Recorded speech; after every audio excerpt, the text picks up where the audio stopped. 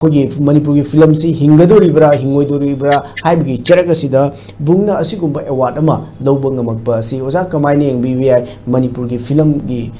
खोंगचदा से ओजा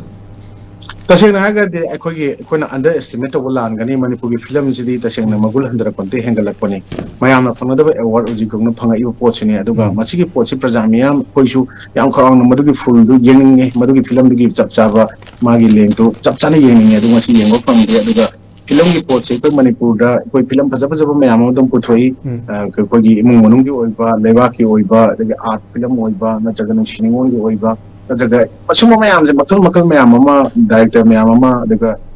स्क्रिप्ट इरिबा मयाम अमा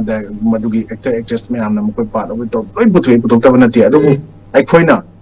मणिपुर होल जे ममांग दा पाक्तना कापम बदमाइना होल सिंजे कापक्तब मते कापक्पदन मरम मोरगा प्रजा सिंग येंगिंगगसु मदुगी पोत होल दा फजना कापत्रबनिना अखोइगी प्रीमियर शो नत्रगना मदुगी करी हाइतारे टिकेट ममन अवांग थारगा अखोइगी MFDC दा खरा अखोइना काप उरिबो पोसिनतना अतै जगह दे कापक्तबसिना मरम मोरकन प्रजा सिंग येंगिंगगसु येंगो फंगदबने लौई